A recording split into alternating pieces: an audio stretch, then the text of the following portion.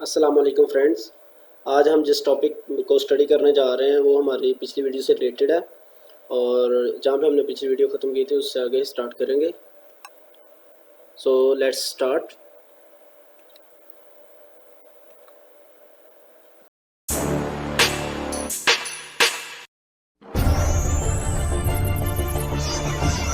बिस्मिल्लाहिर्रहमानिर्रहीम।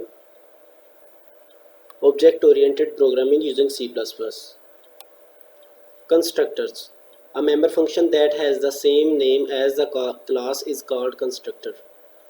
एक ऐसा मेंबर फंक्शन जिसका नाम अपनी क्लास के नाम के सेम हो उसे हम कंस्ट्रक्टर कहते हैं। It is automatically called when an object of that class is created. ये ऑटोमेटिकली कॉल हो जाता है जब उस क्लास का ऑब्जेक्ट क्रिएट किया जाता है। Syntax. The syntax of declaring constructors is as follows. Name constructor का जो क्लास का नेम होगा और वही कंस्ट्रक्टर का होगा। नीचे बॉडी है और नीचे नेम को डिफाइन किया हमने। It indicates the name of the constructor. ये कंस्ट्रक्टर के नेम को स्पेसिफाई करता है, बताता है कि ये कंस्ट्रक्टर का नाम है।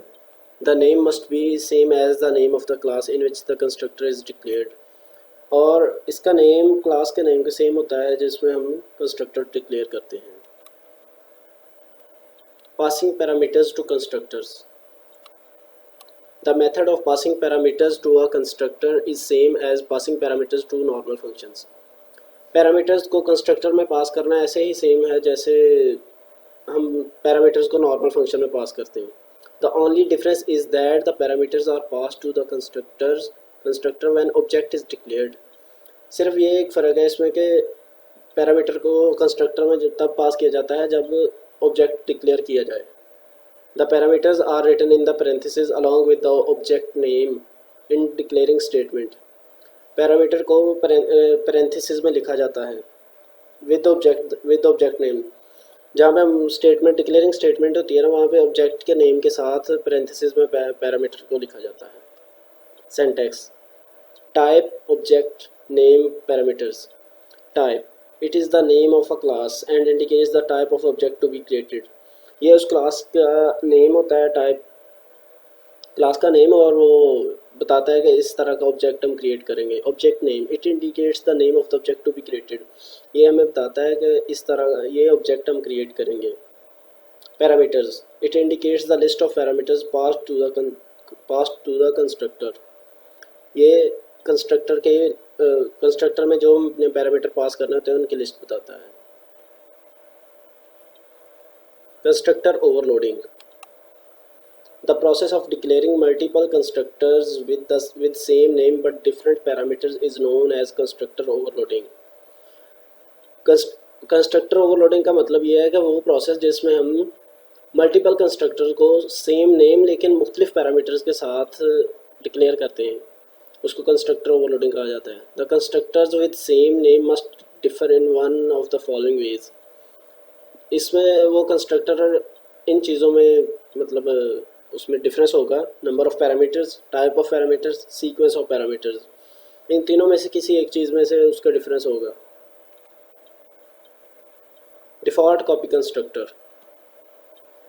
अ type of constructor that is used to initialize an object with another object of the same type is known as default copy constructor. Constructor की वो टाइप जिसमें हम उसको यूज़ करते हैं कि दूसरे ऑब्जेक्ट के जो सेम उसी की टाइप का हो उसके साथ इनिशियलाइज करने के लिए उसे डिफ़ॉल्ट कॉपी कंस्ट्रक्टर कहा जाता है। It's name is default copy constructor because it is available by default in all classes. इसका नाम डिफ़ॉल्ट कॉपी कंस्ट्रक्टर इसलिए है कि ये तमाम क्लासेस में हमें मिल जाता है। Syntax. The syntax of using default copy constructor is as follows. इसका सिंटैक्स हमने नीचे लिखा हुआ है। Class name object name, class name object name parameter, और दूसरा इसका है class name object name is equal to parameter. दोनों सेम ही है, कोई फ़र्क नहीं है इसमें। Class name. It is the name of a class and indicates the type of object to be created. ये क्लास का नाम है और हमें बताता है कि हमने किस तरह का ऑब्जेक्ट क्रिएट करना है। Object name. It indicates the name of the object to be created. ये हमें जो ऑब्जेक्ट क्रिएट होना होता है उसका नाम बताता है। Parameter, it indicates the name of parameter that is passed to default copy constructor. ये हमें उस पैरामीटर का नाम बताता है जिसको हमने डिफ़ॉल्ट कॉपी कंस्ट्रक्टर में पास करना होता है। Destructors, a type of member function that is automatically executed when an object of that class is destroyed is known as destructor। ये मेंबर फंक्शन की एक ऐसी टाइप है जो ऑटोमेटिकली एग्जीक्यूट हो जाती है जब ऑब्जेक्ट उस क्लास का डिस्ट्रॉय हो जाता है, इसको डिस्ट्रक्टर कहते हैं। The destructor has no return type and its name is same as class name.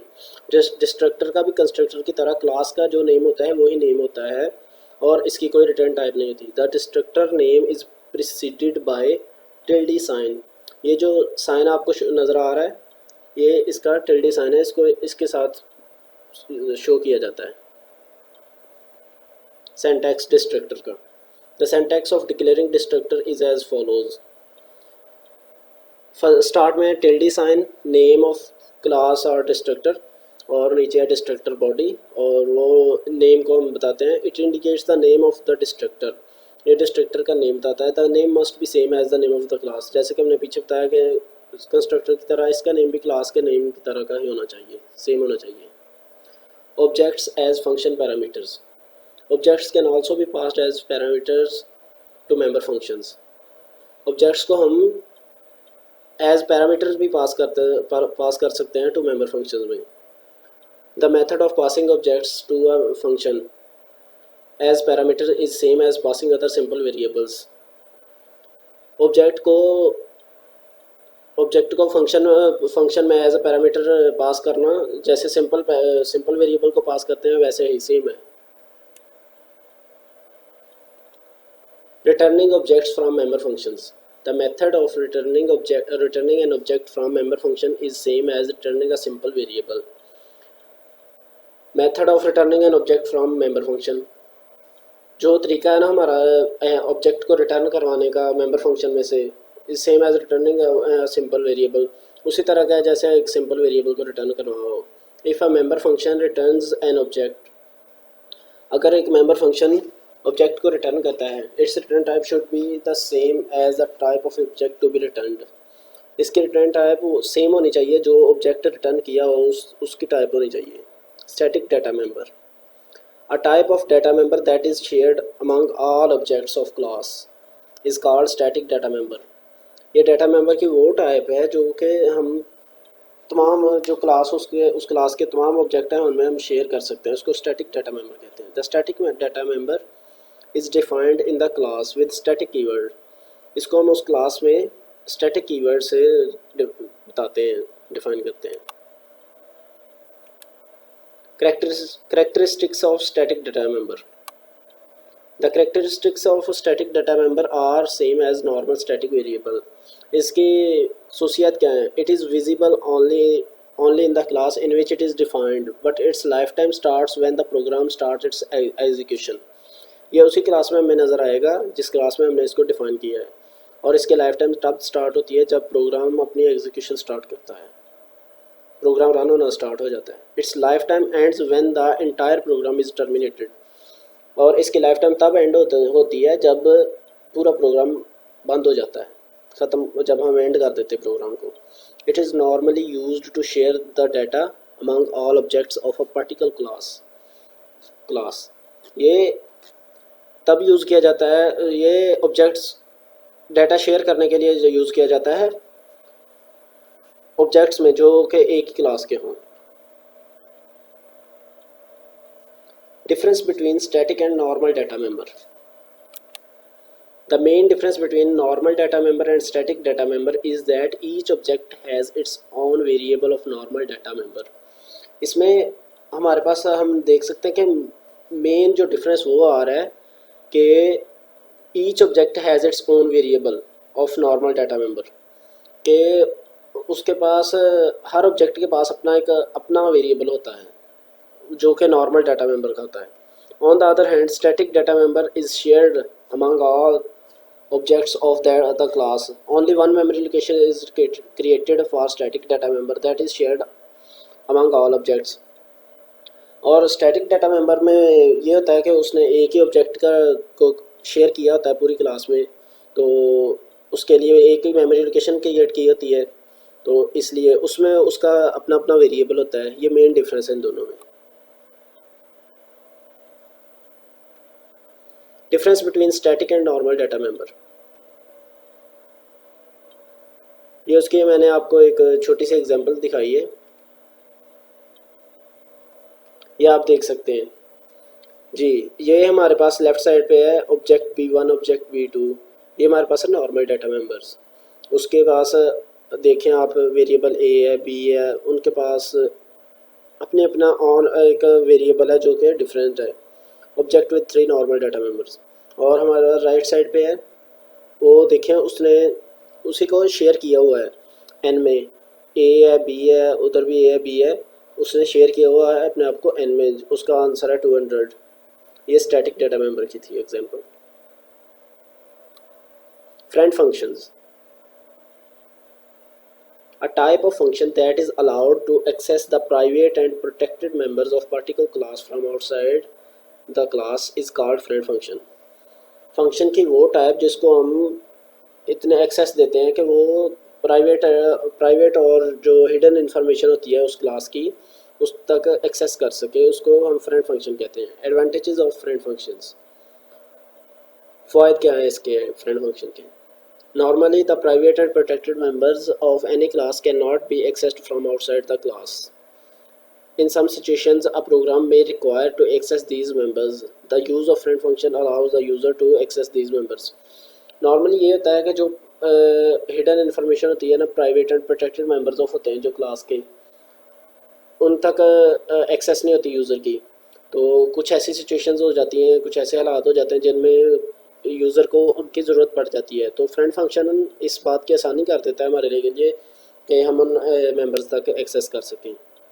A function that is declared in a class with friend keyword becomes the friend function of that class.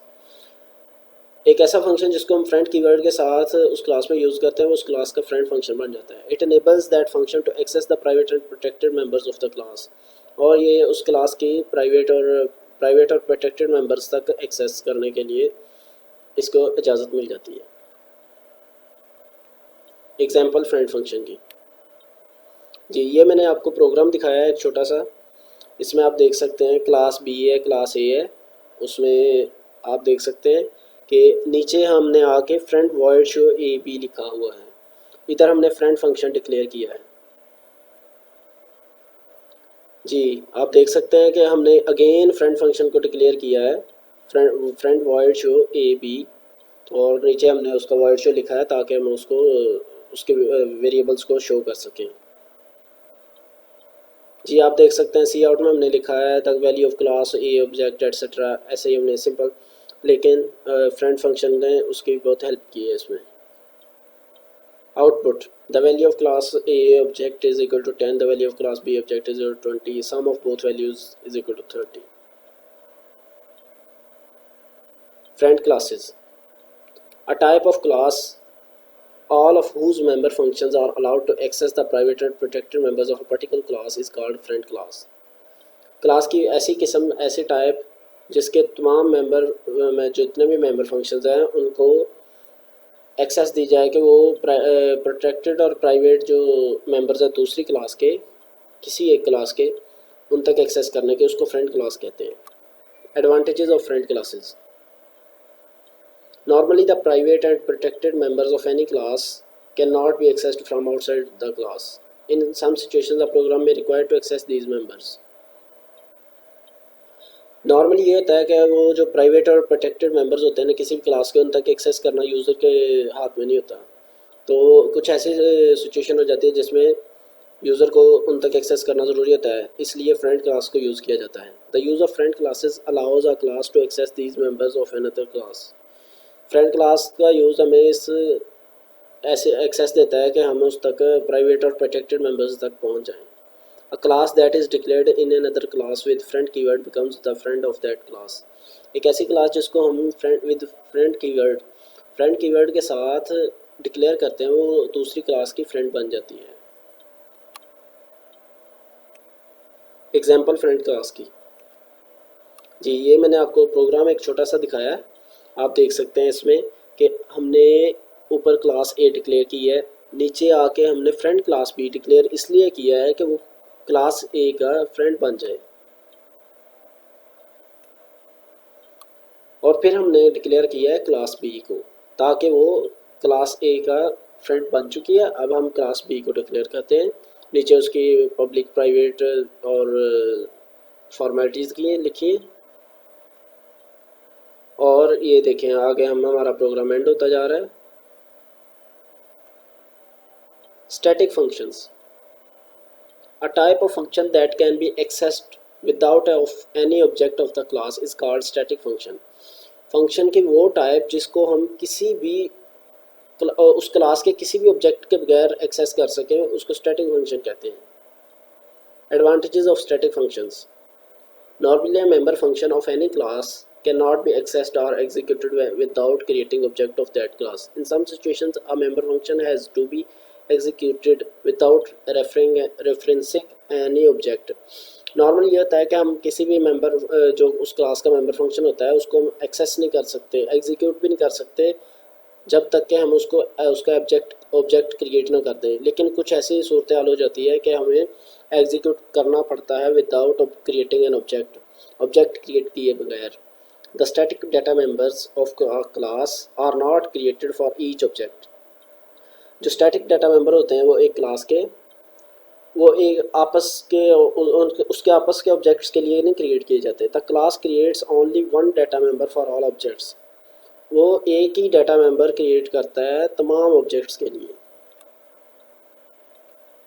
Example जी, इसके लिए भी मैंने आपको एक programme show करवाया है, तो आप देख सकते हैं कि मैंने उधर स्टैटिक लिखा हुआ है, स्टैटिक इंट एन। वो इसलिए लिखा हुआ है कि वो स्टैटिक फंक्शन है, और नीचे मैंने स्टैटिक वॉइड शो भी इसीलिए लिखा हुआ है।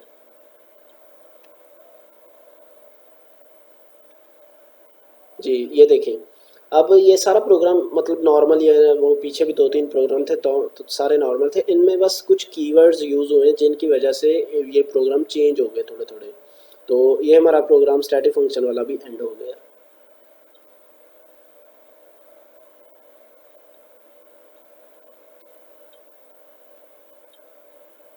जी उम्मीद करता हूँ कि आपको आज की मेरी वीडियो पसंद आई होगी, और अगर आपको किसी भी तरह का इशू है इससे रिलेटेड तो मुझे बताएं, कमेंट सेक्शन में बताएं, तो इंशाल्लाह आपकी दुआएं मेरे साथ होंगी। थैंक यू, ओके बाय, अल्लाह हाफिज़।